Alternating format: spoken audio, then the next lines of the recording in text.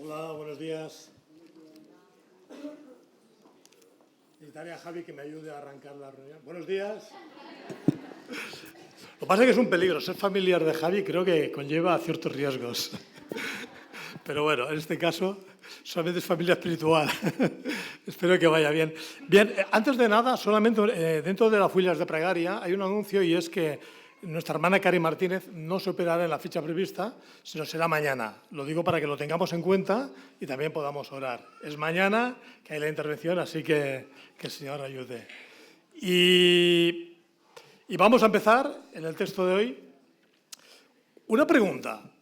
¿A vosotros os gusta recibir regalos, sí o no? Pero poco. ¿Sí o no? Sí. Bien, pues justamente hoy vamos a leer un pasaje, concretamente en una carta que el Señor a través del apóstol Juan escribe a la iglesia de Pérgamo, y no solamente es recibir un regalo, sino que va a haber 3 regalos que la iglesia podía recibir. Pero hay una condición. ¿Y cuál era esta condición? Ser vencedores. Vamos a leer la carta, concretamente en este capítulo, capítulo 2, del versículo 12 hasta el 17.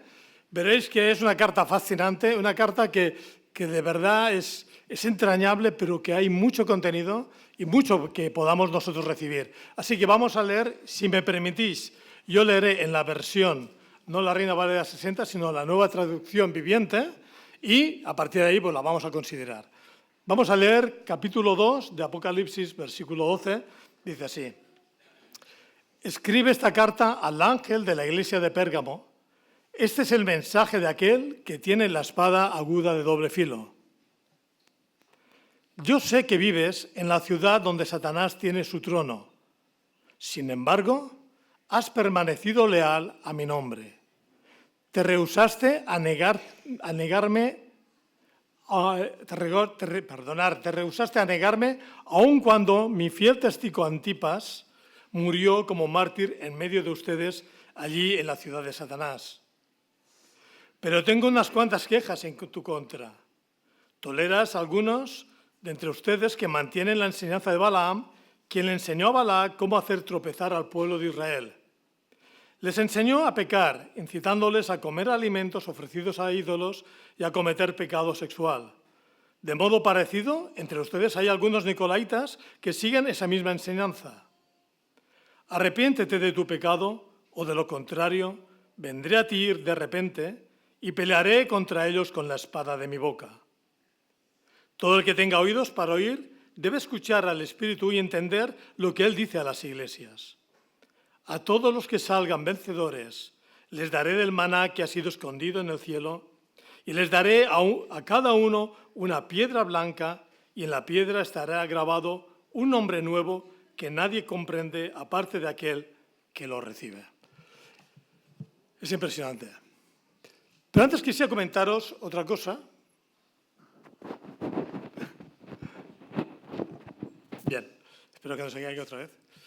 Había en una ocasión, se cuenta de un jardín que estaba lleno de plantas, con sus flores hermosas, a cual más bonita, pero que en medio del jardín empezó a crecer una enredadera que además era venenosa, y empezó a crecer, pero los jardineros al contemplarla veían que tenía un color verde precioso, unas flores muy bonitas y que también podían formar parte de ese conjunto del jardín y ser un jardín que tuviera una buena panorámica y que fuera hermoso de ver, ¿no?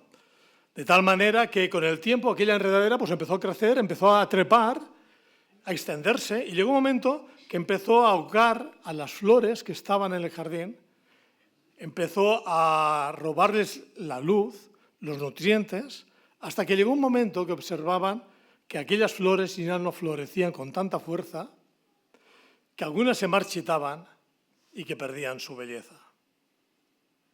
Y creo que esta metáfora de alguna manera tiene que ver con lo que hemos leído, con lo que estaba ocurriendo en la iglesia de Pérgamo. Y algunos a lo mejor se preguntarán, bueno, ¿y por qué? ¿Por qué vamos a hablar de la iglesia de Pérgamo? ¿Y por qué me lo comparas con este jardín? Podríamos decir que la iglesia de Pérgamo sí que tiene algo que ver, en el sentido que, porque ellos habían permitido que algunas influencias externas pudieran entrar y pudieran minar dentro de la iglesia. Porque, aunque parecían inofensivas, aquellas tendencias, aquellas filosofías, aquellas religiones o aquel contexto social empezaba a echar raíces dentro de la propia iglesia, de tal manera que, aun a pesar de que eran una iglesia fiel y estaban soportando persecución, y a pesar de que sufrían el rechazo por causa del Evangelio, debían de estar muy preparados por lo que iba a acontecer, o por lo que ya empezaba a acontecer. La carta de Pérgamo es una advertencia muy, muy importante, para que tengamos en cuenta lo importante que es el poder arrancar de raíz aquellas enredaderas que tal vez no nos demos cuenta y que empiezan ya a anidar y a echar raíces en medio de nosotros, en medio de la iglesia. Creo que nosotros, al igual que Pérgamo, debemos de estar muy preparados para que cuando venga momentos de oposición, y cada vez vemos momentos de oposición más fuertes, o incluso que haya momentos de persecución. De hecho, el cristianismo es de lo más perseguido a nivel mundial y cada vez alcanza cuotas más elevadas. Evidentemente en nuestro entorno no existe esa persecución directa, pero esto no significa que no haya un rechazo. ¿Cuál es el mensaje que el Señor tiene para esta iglesia? ¿Y cómo se presenta? Fijaros en el versículo 12 lo que dice. Vamos a leerlo. Dice, escribe esta carta al ángel de la iglesia de Pérgamo. Este es el mensaje de aquel que tiene la espada aguda de doble filo. Lo que de alguna manera lo que está diciendo es, bueno, es evidente la forma en que se presenta el Señor, que es de una forma muy especial. Se presenta como aquel que tiene la espada de doble filo. Yo no sé vosotros, pero si a mí me escribiera una carta diciendo, mira, me presento, que sepas que yo soy aquel que tiene la espada de doble filo, yo pensaría, uy, el tema es serio. El tema que me quiere explicar es muy serio y requiere de mucha importancia. Y es tan serio que luego más adelante, en el versículo 16, va a decir, Iglesia, arrepiéntete de tu pecado o de lo contrario vendré a ti, de repente pelearé contra ellos con la espada de mi boca. Es un lenguaje que al menos nos hace reflexionar y nos hace pensar. ¿Qué es lo que quiere decir estas palabras? Porque lo que está diciendo es, yo vengo a pelear y hay cosas que no están bien en tu iglesia. ¿Te das cuenta? Y tengo la impresión que esto no es una buena noticia. Y tengo la impresión que esto es algo que en aquella iglesia de Pérgamo debía de caer de una manera muy contundente en los oídos de todos los que estaban escuchando la lectura de la carta. Así que uno se tiene que preguntar, ¿qué sucedió en Pérgamo? ¿Por qué el Señor se dirige a esta iglesia de esta manera? Bien, por un lado podemos ver que era una iglesia muy fiel. Hubieron hermanos que dieron su vida, como Antipas, que luego se va a mencionar, por causa del Evangelio. Sin embargo, también es verdad que parte de algunos creyentes se volvieron más contemporáneos o tal vez tan contemporáneos con el entorno que llegó una manera que se amoldaron, se absorbieron y se contaminaron del sistema de tal manera que perdieron la perspectiva de lo que era el Evangelio.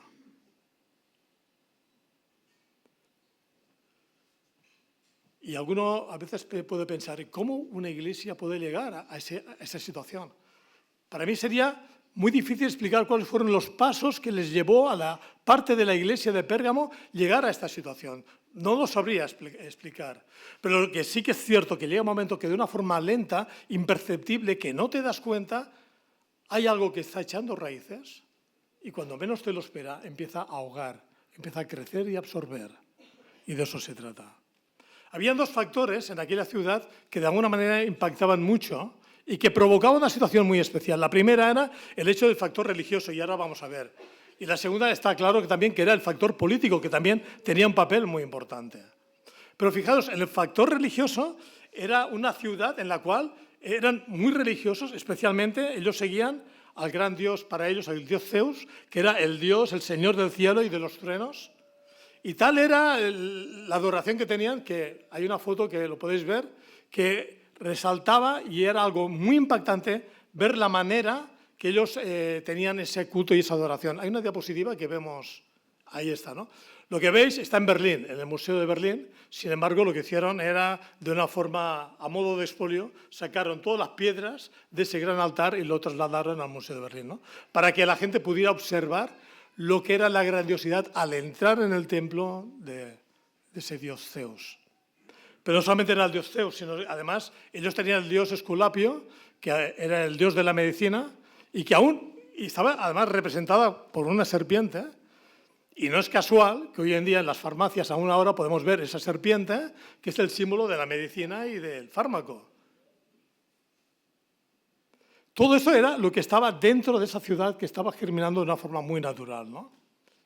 Pero lo cierto es que aquellos creyentes sabían que en aquella ciudad y en el contexto que vivían había una fuerza realmente del enemigo muy fuerte. Por eso el escritor está hablando del hecho de que era la ciudad donde Satanás tenía su fuerza y su entorno, ¿no?, que le seguía. Pero Jesús le dice, yo sé que esto lo conoces. Yo sé que sabes que hay un trono de Satanás en esta ciudad. Y yo también sé que la situación es difícil, que la situación es muy difícil. Y es tan difícil que luego en el sector político había, pues bueno, era la capital en la zona, en la parte de Asia, era la capital administrativa del Imperio Romano, y ahí el que en aquel momento estaba gobernando era el emperador Domiciano, que si miráramos un poco la historia, dentro del ranking era de los peores, y había algunos que realmente iban a por nota, pero era una persona que era muy déspota, era muy cruel, y fue el que lanzó la gran persecución del Imperio Romano. Seguramente que algunos dirán, no, ya antes, hace 30 años, una persecución en Roma y que fue auspiciada por Nerón, y es cierto. Pero Domiciano hizo una gran persecución en el imperio de tal calibre que realmente fueron perseguidos, y a partir de entonces cuando fueron grandemente perseguidos, ¿no? Y el impacto era tremendo, hasta el punto de que vemos que él se proclamó como Dios y quería que todo el imperio le adoraran como Cirio Zeus, como Señor y Dios. Ahora imaginaos que estamos en ese imperio, en esa ciudad. La religión tiene un papel muy determinante, la política también, hasta el punto que no se podía comprar, no se podía vender, no se podía hacer transacciones económicas o empresariales si tú no estabas de acuerdo con el edicto del emperador, en la cual él era el Dios y él era el Dios y el Señor del imperio. Claro, ahí los cristianos tenían un dilema. ¿Qué hacemos? Porque para poder tener la capacidad de comprar, vender y hacer negocios, era necesario, en primer lugar, reconocer que Él era el Señor y que era el Dios. Y eso se hacía a través de un acto especial, un sacrificio, que delante de la comunidad tú mostrabas realmente el reconocimiento real que el emperador era Dios y Señor. Pero el texto dice, pero hubo uno que no se sometió, se llama Antipas, y él dio su vida, y él murió por causa del Evangelio. Yo no sé si sabéis cómo era el tipo de pena de muerte, aquí está un poco ilustrado. Había un buey de bronce y normalmente lo introducían dentro del buey, por la parte de fuera, empezaban a hacer un fuego y la idea era cocinar al que estaba dentro. Una zona metálica, empiezas a impulsar calor, subir la temperatura, tú estás dentro, no puedes salir. Imaginaos el dolor, los gritos, la angustia y la gente escuchando y observando. Y como iglesia, ¿qué haríamos? ¿Iríamos nosotros luego detrás de Antipas también a ser sacrificados? ¿Seríamos capaces a lo mejor de intentar conciliar un poco mis creencias con el entorno? Igual hay puntos de encuentro, igual hay alguna puente cercano que me permita librarme de esta situación. El ambiente estaba tenso. El ambiente era muy asfixiante, porque la negativa de rendir culto al emperador implicaba la pena de muerte y esta era la causa de pena de muerte. Y los cristianos se tenían que enfrentar ante un sistema que sabían que era corrupto, que no era moral, que todo valía y que además la mayoría lo aceptaba. Había una mayoría silenciosa que aunque lo observaban y veían, y no me refiero a los de la iglesia, seguramente que había gente que veía, pero no podían hacer nada o no querían hacer nada. Y todos, de alguna forma u otra, consentían que eso sucediese. Para muchos aquellos cristianos eran tiempos difíciles, pero también os puedo asegurar que era el momento de mostrar realmente tu fidelidad a Dios. Algunos hemos tenido la suerte de conocer generaciones pasadas, a padres nuestros, abuelos, que vivieron una época del cristianismo de aquí de Barcelona, de España, que no es la que estamos viviendo ahora. Que vivieron una posguerra, una guerra y una posguerra, perseguidos, silenciados, también se les cortaba cualquier camino profesional que querían al principio alcanzar, si era una profesión pues, relevante, que se les perseguía. Los que tenían negocios, la gente no compraba esos negocios. Eso era una realidad de la historia evangélica. Luego vinieron, estos nuestros abuelos, luego vinieron nuestros padres, que era ya el inicio, ¿no? de una etapa de blanco y negro, del nodo, pero que todavía no era fácil ser creyente, todavía había problemas, no había un aspecto legal que nos pudiera cubrir, sino más bien todo lo contrario, todo eran problemas. Y llega la tercera o cuarta generación que somos nosotros. Y lo vemos todo como normal. Podemos tener las libertades que queramos, podemos opinar lo que queramos, poder ir a los medios de comunicación, dar nuestro testimonio, podemos hacer lo que queramos porque tenemos esa libertad amparado por una Constitución.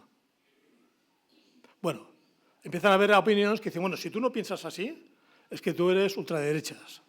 Ayer lo comentaba con uno, ¿no? Que o eres muy anti todo, o eres de la ultraderecha, ¿no? O eres facha, o eres no sé qué.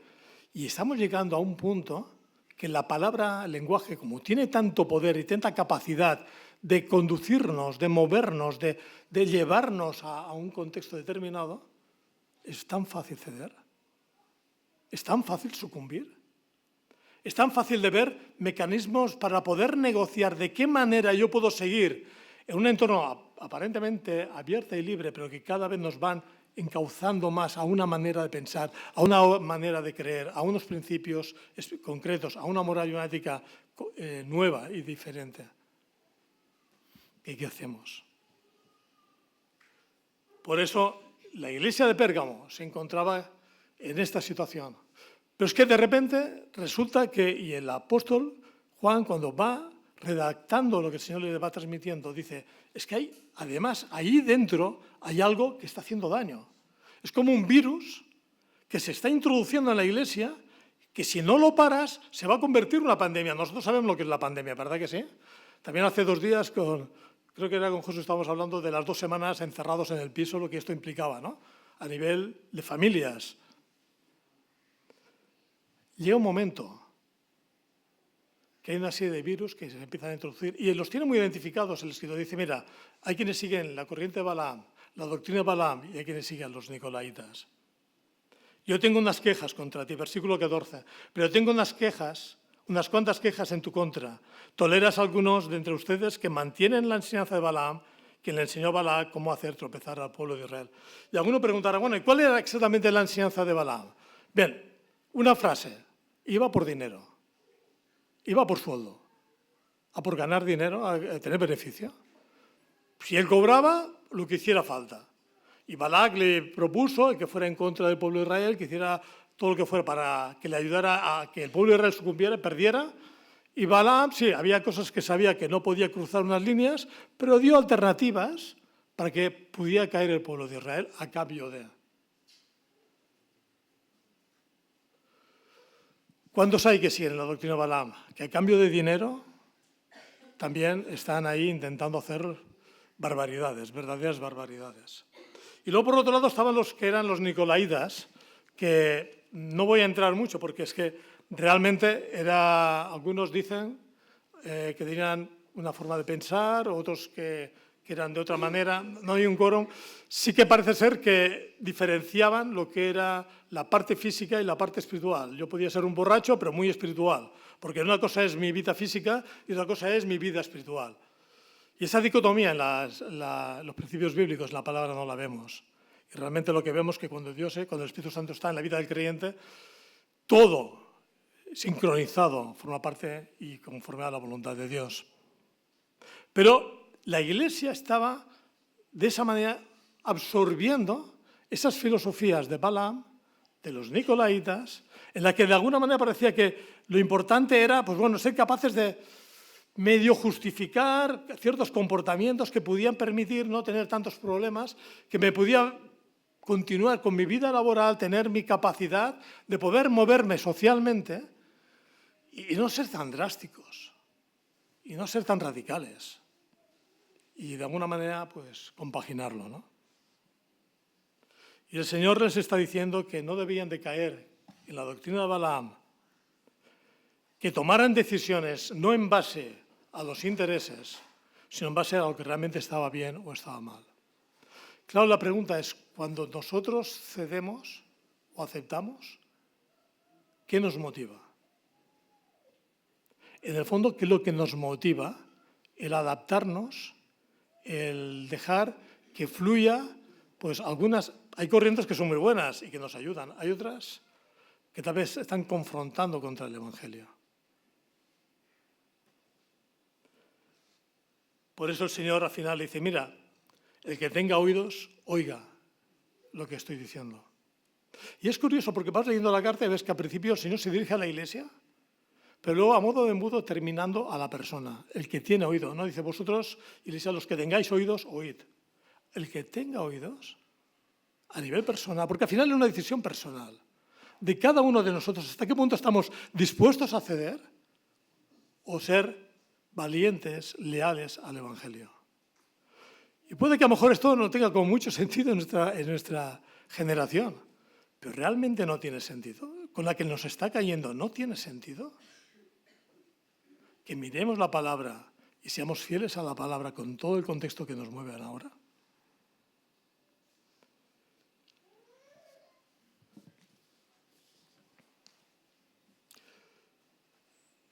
El Señor Jesús decía en una ocasión que debíamos de ser sal y luz. Debemos de ser sal. Y ser sal significa que realmente das ese sabor especial y la gente lo recibe, ¿no? Pero si la sal, dice el Señor, si la sal es insípida, si lo que tú ofreces es algo insípido que no tiene vida, ¿de qué vale? ¿De qué te vale? Si lo que quieres es confraternizar, es buscar esos puentes, es intentar descafeinar de alguna manera el Evangelio, ¿de qué te vale? Es algo insípido que no vale para nada. Y a lo mejor uno está pensando, no, pero estoy intentando adaptarme, estoy intentando que se acerquen, estoy intentando que de alguna forma estrechar lazos. Y el Señor dice, ¿sabes lo que vas a conseguir? Si la sal no tiene sentido, la gente lo que va a hacer es pisotearla. La pisotean, porque no vale para nada. Y uno tiene que preguntar, cuando yo estoy en mi mundo laboral, en mi trabajo, cuando estoy en mi barrio, cuando estoy con mi familia, ¿en qué medida yo estoy siendo sal? En el entorno en que estoy viviendo. Con las influencias que nos van absorbiendo de una forma tan natural. La enredadera sigue creciendo de una manera. Las enredaderas suelen tener un crecimiento, yo no soy mucho de jardín, pero creo que es bastante rápido, crecen de una forma bastante con energía, ¿no? Que no te das cuenta y no te dejan respirar. El desafío para la Iglesia es aprender a escuchar su palabra. El desafío de la Iglesia es saber que aun a pesar del mucho ruido que podamos tener, llegar a un punto de decir, yo por aquí no quiero pasar. Y el Señor dice, arrepiéntete, arrepiéntete. Mirad, arrepiéntete de tu pecado o de lo contrario vendré a ti de repente y pelearé contra ellos con la espada de mi boca. Arrepiéntete porque no se trata de hacer un cambio cultural, no se trata de ser más evangélico tan siquiera, ni de ser más... no, se trata de ser discípulo de Jesús. Se trata de tener una fe genuina, se trata de tener... Esto no estaba dentro del mensaje, ¿eh? Este timbre de alerta no está dentro del mensaje. Pero es verdad, a modo de timbre, despertémonos. Plantémonos que no se trata de ser evangélicos. Somos realmente hijos de Dios. Tenemos una fe viva en nuestro corazón. No se trata que seas la quinta generación que sigue de las generaciones evangélicas porque tus padres, tus abuelos, tus tíos, lo que fuera, también lo eran cristianos. Tú tienes una convicción personal, real en tu corazón. ¿Eres leal con el evangelio en el entorno donde tú estás? ¿Eres capaz de luchar y decir, hasta aquí, basta, no voy a consentir? ¿O te adaptas? ¿O nos adaptamos? Y ahora viene una parte que es la que más disfruto, más me encanta, ¿no? Dice, todo aquel que tenga oídos para oír, he tenido oídos para oír, debe escuchar al Espíritu y entender lo que Él dice a las iglesias. A todos los que salgan vencedores, les daré del maná que ha sido escondido en el cielo y les daré a cada uno una piedra blanca, algunas traducciones una piedrecita blanca, y un nombre nuevo que nadie comprende aparte de aquel que lo recibe. Yo pediría, por favor, al que tiene el móvil, si podría llamar fuera, salir, pero sería bueno que pudiéramos un poco entrar en el texto, porque ahora el apóstol lo que está, a través de la persona de Jesús, está diciendo, mira, hay 3 regalos para todos nosotros. Aquí me he perdido yo. Y en primer lugar, pasamos el primero, el anterior, y la otra anterior. El primero dice, el primer regalo que nos dice, al que sale vencedor le daré del maná escondido. Como dice, hay un maná reservado para el día que estemos con él. Y el maná, sabemos que un día el pueblo de Israel, cuando salieron de la esclavitud de Egipto, ¿qué pasó? Que llegó un momento que el Señor tuvo provisión sobre ellos durante todo aquel periodo de tiempo. El maná nos indica también provisión, tendremos provisión de parte de Dios. Pero luego también nos habla de una piedrecita blanca. Tenía ocasión de pensar, bueno, ¿qué hago? ¿Me traigo una piedrecita blanca, no? Casi mejor la ilustro con una diapositiva, ¿no? Pero es un regalo muy especial y muy simbólico. De tal manera que, mira, en aquella época, en el Imperio Romano, cuando había un juicio y se dictaminaba sentencia, dicen que había 2 tipos de piedras, las blancas y las negras. Y cuando tú lanzabas la piedra blanca estabas diciendo que es inocente. Una piedrecita blanca. También es verdad que en aquella época el que tenía tierras y era una persona potentosa y tenía medios económicos solventes, tenía la capacidad también de administrar y de compartir parte de riqueza o de alimentos o lo que fuera a los que estaban en su contexto. Para ellos era necesario, para identificarlos, que tuvieran una piedrecita blanca, que era como un sello identificativo que tú formabas parte de esa casa, no noble, porque en aquella época no eran nobles, de esa casa en la cual también tenías derecho de recibir aquello que él repartía. Algunos cuentan que esa piedrecita blanca simboliza aquella época en que en el Imperio Romano, cuando había aquellos circos, cuando habían aquellos que luchaban en medio de la arena y vencían, se les daba esa piedrecita blanca y además, al final, cuando eran vencedores de una forma continuada, llegaba un momento que no solamente era una piedrecita, sino algunos decían que era como una tabla blanca de mármol que se registraba todas sus victorias y les permitía el poder entrar a partir de entonces gratis a los juegos y aparte había una compensación económica y acababan siendo gente pues adinerada, ¿no? Por todos los premios que habían recibido, pero sobre todo por el honor de haber sido pues un vencedor. Y el Señor lo que está diciendo, si eres vencedor, yo os voy a dar una piedrecita blanca. Y os voy a dar a hacer una piedrecita blanca porque habéis sido vencidos por medio, no por vosotros, sino por la sangre de Jesús en la cruz. Y sois inocentes no por vosotros mismos, sino porque el Señor Jesús murió en la cruz y nos dio la salvación. Y ahora puede ser arrojada una piedra blanca en la cual podemos ser salvos. Y podemos tener una piedra blanca porque recibimos de la provisión, del cuidado de Dios, recibimos este sello que nos garantiza que formamos parte de su cuidado, parte de su pueblo. Tenemos una piedra blanca porque sabemos que podemos tener entrada para siempre y ser reconocidos por la obra que hemos podido dar de testimonio de fe. Y eso me recuerda el último regalo, que es lo más especial para mí al menos, y en la piedrecita blanca estará grabado un nombre nuevo que nadie comprende aparte de aquel que lo recibe. En esta piedra, ¿sabéis lo que pone? Menos mal, porque si alguien lo supiera ya me rompe el mensaje. Esta es la idea, que no lo sepamos, ¿no? Y ese es el regalo que Dios nos da. Y le daré a cada uno una piedra blanca y en la piedra estará grabado un nombre nuevo que nadie comprende aparte de aquel que lo recibe.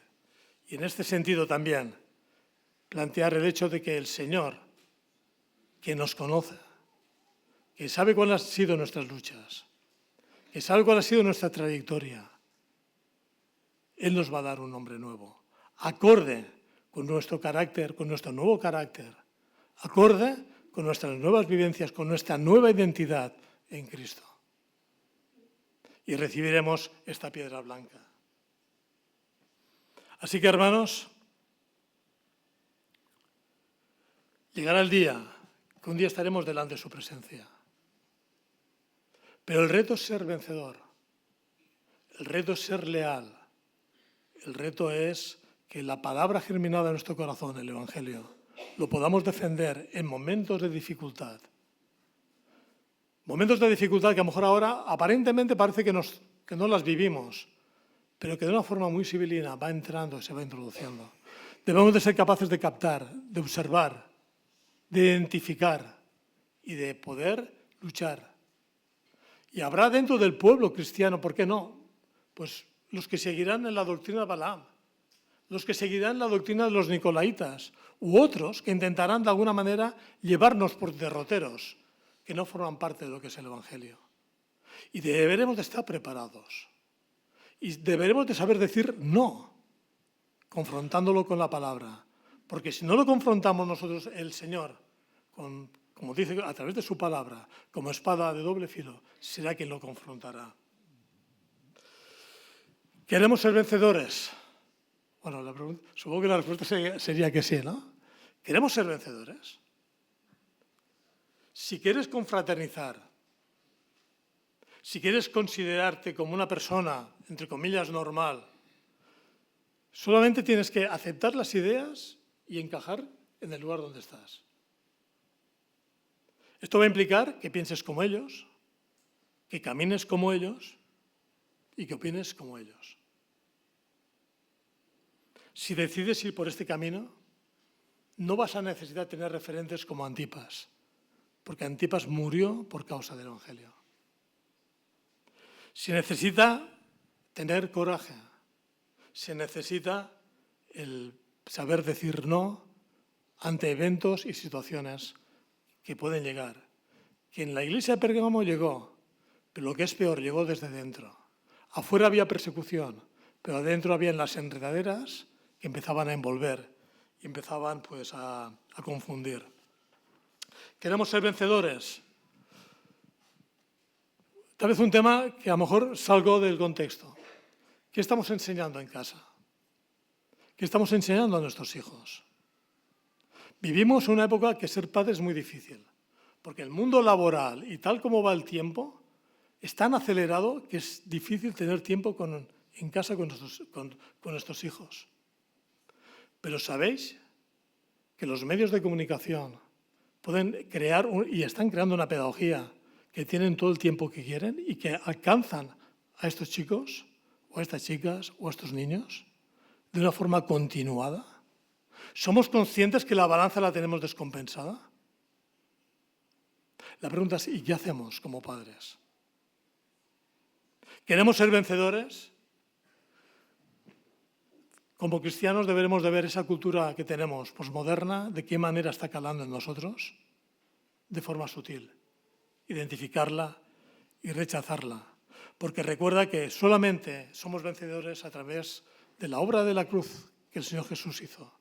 Gracias a Él somos vencedores, no por nosotros mismos, pero tenemos que ser leales al Evangelio, ser sal que realmente tenga sabor, que no esté ahí para ser pisoteada. El Señor nos va a dar aquella piedrecita blanca con un nombre nuevo, que nadie comprende aparte de aquel que lo recibe, que ha sido forjado, elaborado, trabajado especialmente conociéndote, sabiendo esos momentos que has estado en intimidad con el Señor, sabiendo las luchas internas, las pruebas, en momentos de presión o oposición que a lo mejor estás teniendo en tu entorno. Y siguiendo con personas que han dado ejemplo, como fue Antipas. La vida del jardín era bonita hasta que llegaron las enredaderas y lo estropearon todo. Tenemos que ir con cuidado con las enredaderas que puedan estar germinando. Hemos cantado un himno que decía que el centro de la Iglesia queremos que seas tú, Señor. Sé centro de la Iglesia, desde el principio al fin, desde el inicio al final. Son palabras impresionantes, son bonitas. Y son palabras que me gustaría que terminaran realmente encajando en lo que hemos oído, ¿no? Para seguir siendo firmes, para batallar, tenemos que batallar, tenemos que luchar. Y a lo mejor, seguramente, a lo mejor no nos encerrarán en un buey de bronce, pero a lo mejor tenemos que pasar por momentos difíciles. Que como Iglesia podamos orar, nos podamos ayudar, nos podamos alentar los unos a los otros, sabiendo que delante está el Señor, que mira y que realmente tiene algo preparado para nosotros. Que esa piedrecita blanca para mí tenga un nombre tan especial que puedo decir gracias, Señor, por el nombre que me has dado. Y vamos a terminar con una oración.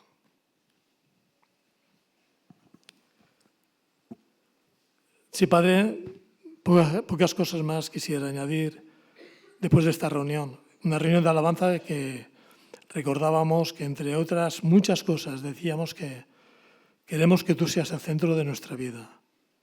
Queremos que seas el centro de todas nuestras circunstancias que podamos pasar. Que seas el centro de nuestras decisiones.